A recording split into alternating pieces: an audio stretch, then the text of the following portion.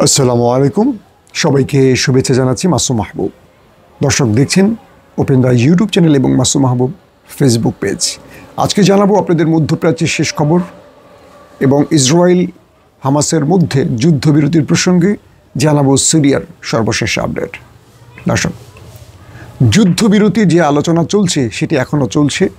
এখন পর্যন্ত চূড়ান্ত কোনো সিদ্ধান্ত জানা যায়নি। কাতারে ইসরায়েলের, হামাসের, মার্কিন বিশেষ প্রতিনিধিরা এবং মিশরীয় বিশেষ প্রতিনিধিরা বৈঠক করছেন। থাকছে সেখানে তুরস্ক। কী করে যুদ্ধবিরতি সম্ভব, যুদ্ধবিরতি কতদিনের জন্য এবং যুদ্ধবিরতিতে কী কী সিদ্ধান্ত হবে, এগুলো চূড়ান্তের কাজ চলছে। হামাস এখন পর্যন্ত চূড়ান্ত সিদ্ধান্ত নিতে পারেনি, কারণ হামাস দখলদারদেরকে বিশ্বাস করে না। এই যুদ্ধবিরতির সিদ্ধান্তের পরও তারা কি আক্রমণ বন্ধ রাখবে? তারা কি বেছে বেছে হামাসের উপর বা প্রতিরোধ বাহিনীকে টার্গেট করে আক্রমণ চালাবে না? এর নিশ্চয়তা কে দেবে? এক প্রকার প্রতিরোধ বাহিনী বিশ্বাস করতে পারছে না দখলদার বাহিনীকে, কারণ তারা প্রতারকের জাতি, বিশ্বাসঘাতকের জাতি। তো এখন পর্যন্ত আমার কাছে আসা খবর পর্যন্ত অফিসিয়ালি যুদ্ধবিরতি ঘোষণা করা হয়নি। তবে নজরিন করিডোর থেকে শুরু করে গাজার ভেতরে বিভিন্ন জায়গায় সেনা সংখ্যা কমাচ্ছে, অস্ত্র সরিয়ে নিচ্ছে, এমন কিছু তথ্য পাওয়া গেছে দখলদারদের গণমাধ্যমের সূত্র ধরে।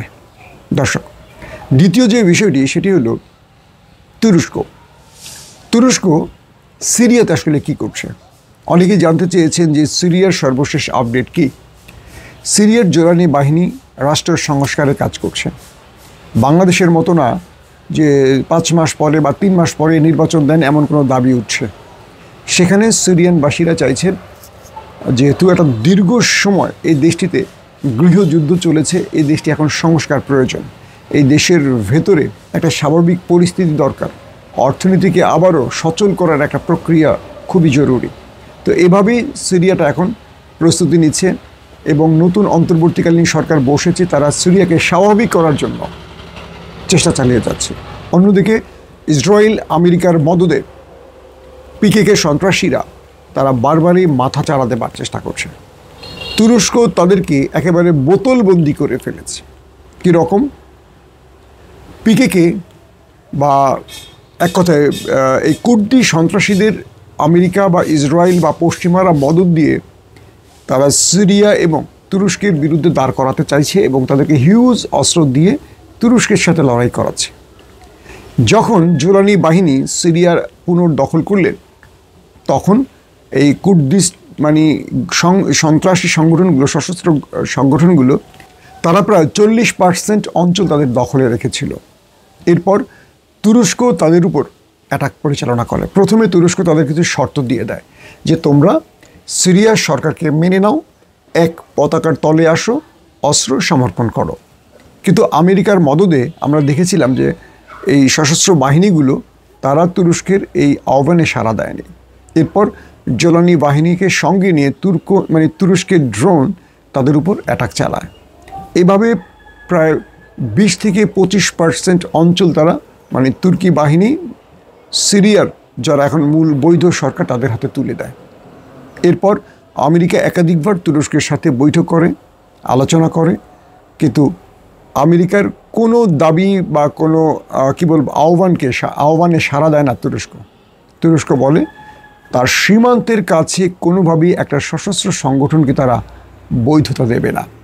এরপর আমেরিকা, ইসরায়েল বা পশ্চিমারা তাদের হিউজ অস্ত্র দেয় এবং সেই অস্ত্রগুলো নিয়ে তুর্কি বাহিনীর উপর এরা অ্যাটাক শুরু করে এবং তুরস্কের ড্রোন বা জোলানি বাহিনীর বেশ কজন সদস্য এতে ক্ষতিগ্রস্ত হয়, প্রাণ হারায়। তারপর তুরস্ক বড় ফ্রেমে অ্যাটাক শুরু করে। এই মুহূর্তে তাদেরকে 15 থেকে 20% অঞ্চলের মধ্যে গৃহবন্দী করে ফেলেছে তুরস্কের বাহিনীগুলো। কুর্দিস্ট বা এই সশস্ত্র বাহিনীগুলো, ওয়াইপিজি বলি, পিকেকে বলি, ইউএসডিপি বলি, যেটি আমরা বলি, তারা এই মুহূর্তে তাদেরকে তুরস্ক কয়েকটা শর্তের জালে আটকে রেখেছে। বলা হয়েছে, তোমাদের জন্য আমাদের বার্তা হলো তোমরা তোমরা সিরিয়ান পতাকার তলে আসো। তোমাদের মধ্যে যারা বিদেশ থেকে সন্ত্রাসী হিসেবে তোমরা যাদেরকে ভাড়া করেছে যুদ্ধের জন্য, দ্রুত তাদেরকে সিরিয়া থেকে সরিয়ে দাও, যেখান থেকে এসছে সেখানে পাঠিয়ে দাও। তারপরে বলা হয়েছে যে তোমাদের কাছে যে অস্ত্রগুলো আছে এই অস্ত্র সমর্পণ করো এবং এক পতাকা তলে অর্থাৎ এক সিরিয়ার নাগরিক হিসেবে নিজেকে পরিচয় দাও। তো এর মধ্যে অনেকেই তুরস্কের আহ্বানে সাড়া দিয়ে অস্ত্র সমর্পণ করে চলে এসছে, কিন্তু মার্কিন মদতপুষ্ট যে বাহিনীটা রয়েছে, মানে সশস্ত্র যে সন্ত্রাসী বাহিনী রয়েছে কুর্দিদের, তারা তুরস্কের বিরুদ্ধে এখনও লড়াই চালিয়ে যাওয়ার চেষ্টা চালিয়ে যাচ্ছে। তুরস্ক তাদেরকে কি করলো, যে 15-20% অঞ্চলে তাদেরকে আটকে রেখেছে, তাদের মাথার উপর এখন তুরস্ক ড্রোন ছেড়ে দিয়ে বসে আছে। এরা সেই অঞ্চলগুলোতে, মানে যেখানে তারা আছে সেখানে তারা পাহাড়ের বিভিন্ন গুহাতে, হামাসের মতো বিভিন্ন গুহাতে তারা আশ্রয় নিয়ে থাকে। যখনই তাদের কোনো অ্যাক্টিভিটিস শুরু হয়, ধরেন তারা যুদ্ধের জন্য বা আঘাত করার জন্য যখনই তারা গাড়িতে উঠে বা এক জায়গা থেকে এক জায়গা যায়, তুরস্ক ড্রোন থেকে সব দেখে, সঙ্গে সঙ্গে তাদের উপর অ্যাটাক করে এবং সেখানে তাদেরকে শেষ করে দেয়। আবার তুরস্কের ড্রোন উপরে বসে থাকে। তো এভাবে তাদেরকে মারতে মারতে মারতে মারতে একটা সীমানা, একটা বিশেষ অঞ্চলের মধ্যে, কয়েকটা অঞ্চল নিয়ে যেই শহরগুলো কুর্দিদের দখলকৃত অঞ্চল, সেখানে আটকে দিয়েছে। এখন তুর্কির ড্রোনগুলো সেই অঞ্চলগুলোতে উপরে উঠে বসে থাকে এবং প্রতিটা সেকেন্ড তাদেরকে ফলো করে। তারা গুহার মধ্যে থাকলে বেঁচে যায়, তারা গুহা থেকে বের হয়ে কোনো অ্যাক্টিভিটিস শুরু করলেই তাদের উপর আক্রমণ করে। তো এভাবেই বলা যাচ্ছে যে কুর্দিদেরকে একদম কোণঠাসা করে ফেলেছে তুর্কি বাহিনীগুলো। তো এই বিষয়টি এখন আমেরিকানরা, মানে আমেরিকা যে অস্ত্রগুলো দিচ্ছে ওদেরকে, তুরস্ককে পাল্টা জবাব দেওয়ার জন্য, তুরস্কও সেগুলো মোটামুটি ইন্টারসেপ্ট করে ফেলে, এদেরকে মোটামুটি কি বলবো ব্লক করে রেখে দিয়েছে। আমেরিকার অস্ত্রগুলোও এখন ঠিকমতো তারা তুরস্কের বিরুদ্ধে ব্যবহার করতে পারছে না। শেষ পর্যন্ত বলা হচ্ছে যে কুর্দিরা তুরস্কের কাছে মাথা নত করবে, এমনটি এখন মোটামুটি আমরা ধারণা করতে পারি। এখন কতদিন সেটা সময় লাগবে জানি না, তবে আমেরিকা এবং ইসরায়েল যেভাবে তাদেরকে মদত দিচ্ছে, তাদেরকে অস্ত্র দিচ্ছে, বা একটা স্বাধীন রাষ্ট্র গঠনে তাদেরকে সাহায্যের নামে তাদের সাথে যেভাবে মানে তুরস্ক বা সিরিয়ার ভেতরে যেভাবে অশান্তি লাগিয়ে রাখার চেষ্টা করছে, এটা কবে গিয়ে শেষ হবে বা সমাপ্ত হবে এটা বলা মুশকিল। তবে তুরস্ক বলে দিয়েছে তাদেরকে কোনো প্রকার ছাড় দেবে না, তাদেরকে কোনো রাষ্ট্র গঠনের সুযোগ দেওয়া হবে না। দ্রুত যদি তারা ভাড়া করা সন্ত্রাসীদের ফেরত না পাঠায়, তাদের উপর আরও বড় রকম আক্রমণ শুরু হতে পারে। ইতিমধ্যে সিরিয়াতে শান্তি মোটামুটি ফিরে আসতে শুরু করেছে। অন্তর্বর্তীকালীন সরকার তারা রাষ্ট্রকে সংস্কারের দিকে মনোযোগ দিচ্ছে। এটা গেল একটা পরিস্থিতি। পাশাপাশি আজকে এই ভিডিওটা রেকর্ড পর্যন্ত ইসরায়েল এবং হামাসের মধ্যে কোনো সংঘর্ষের খবর পাওয়া যায়নি। তবে যুদ্ধবিরতিটা এই মুহূর্তে খুব জরুরি। যদি হয়ে যায়, গাজার পরিস্থিতি অনেকটা পরিবর্তন হতে পারে, কারণ প্রচুর সংখ্যক ত্রাণবাহী গাড়ি এখন রাফা সীমান্তের কাছে অপেক্ষা করছে এবং সিরিয়া গাজার ভেতরে মানুষ অনাহারে রয়েছে, বিনা চিকিৎসা রয়েছে, প্রচণ্ড ঠান্ডা, তারা কষ্ট করছে এবং এই ঠান্ডায় নানান রকম রোগ তাদের ধরছে, সেই রোগে তাদের মৃত্যু হচ্ছে। এক প্রকার এই মানুষগুলোকে দখলদাররা এতটা নিষ্ঠুরভাবে হত্যা করছে, এটা আসলে পৃথিবীর ইতিহাসে এর আগে কোনো জাতি দেখেছে বলে মনে হয় না। একদিকে তাদের উপর উপর থেকে বোম্বিং করছে, 2 নম্বর তাদের উপর তাদের কোনো বাড়িঘর নেই, 3 নম্বর এই প্রচণ্ড শীতে তাদের একটা কাপড়ে থাকতে হচ্ছে, 4 নম্বর তাদের জন্য কোনো খাবার নেই, 5 নম্বর তাদের জন্য কোনো ওষুধ নেই। এই যে তাদেরকে একেবারে কি বলবো যে এটা কি কোনো মানব সভ্যতার এরা নিজেদেরকে সভ্য জাতি দাবি করে, এটা কিসের মানুষ এরা, এদের মধ্যে কি মানুষ হতো বুঝি না।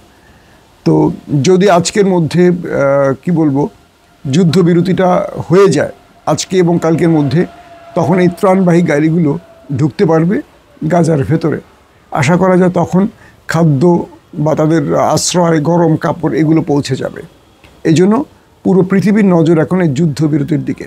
কিন্তু দেশটির নাম ইসরায়েল এবং সেই দেশটির প্রধানমন্ত্রীর নাম বেনিয়ামিন নেতানিয়াহু, যিনি এ পর্যন্ত কখনো সত্য কথাও যেমন বলেননি, সঠিক সিদ্ধান্তও তিনি কখনো নেননি। তিনি বরং নিজেকে রক্ষায় বা তার রাজনীতি টিকিয়ে রাখার জন্য বা প্রধানমন্ত্রীর চেয়ারটির জন্য তিনি একটা জাতির বিরুদ্ধে এরকম ভয়াবহ জেনোসাইড চালিয়েছেন।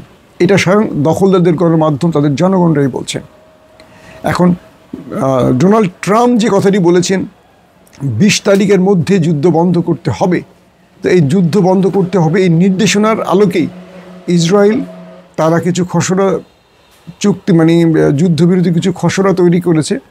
দুপক্ষের মধ্যে আলোচনা হচ্ছে এখন হামাস যদি মেনে নেয়, কারণ হামাস দেখছে যে যুদ্ধবিরতি কতটুকু কার্যকর হবে, কতটুকু তাদের পক্ষে যাবে বিপক্ষে যাবে, এগুলো যাচাই বাছাই করছে। তবে কাতার মিশর হামাসের সাথে একাধিকবার বৈঠক করছে এবং যে কোনোভাবে একটা যুদ্ধবিরতির পর্যায়ে নিয়ে যেতে চাইছে।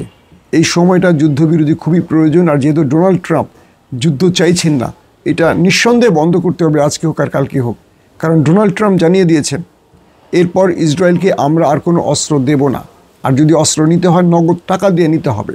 জো বাইডেন ইসরায়েলকে অস্ত্র দিয়েছে, অনেকটা বলা যায় যে বাকিতে দিয়েছে, কিন্তু ডোনাল্ড ট্রাম্প একজন ব্যবসায়ী, তিনি বলেছেন তুমি যুদ্ধের জন্য অস্ত্র নিবে নাও, কিন্তু নগদ টাকা দিতে হবে। কারণ আমার দেশের ভেতরে আগুন জ্বলছে, আমার দেশে মানুষের অর্থনৈতিক মন্দা শুরু হয়ে গেছে, সব কিছু মিলে আমার অর্থের প্রয়োজন, তোমাকে আর বাকিতে অস্ত্র দিতে পারবো না। এদিকে ইসরায়েল দীর্ঘদিন যুদ্ধ করার কারণে তার অর্থনীতি ভেঙে পড়েছে। তাদের পোর্টগুলোতে, বন্দরগুলোতে হামাস, ইয়েমেনের হুতি এবং হিজবুল্লাহ টানা অ্যাটাক করার কারণে তাদের বন্দরগুলোতে কার্যক্রম ব্যাহত হয়েছে, ঠিকমতো পণ্য আনা নেওয়া বা ব্যবসায়িক লেনদেনগুলো হয়নি। সব কিছু মিলে একটা বড় রকম চাপে আছে ইসরায়েল। তো এখন ইসরায়েল চাইছে যে কোনোভাবেই ট্রাম্প ক্ষমতায় বসার আগে একটা যুদ্ধবিরতি দিয়ে একটা ফেস সেভিং পর্যায়ে নেতানিয়াহু ফিরে যেতে চাইছে। এখন আমরা দেখতে চাই কখন এই ফেস সেভিংটা বা কখন এই যুদ্ধবিরতিটা ঘটে এবং এই হানাহানিটা বন্ধ হয়। দর্শক, বিদায় নিচ্ছি আজকের মতো। প্রত্যেকে ভালো থাকবেন। আল্লাহ হাফেজ।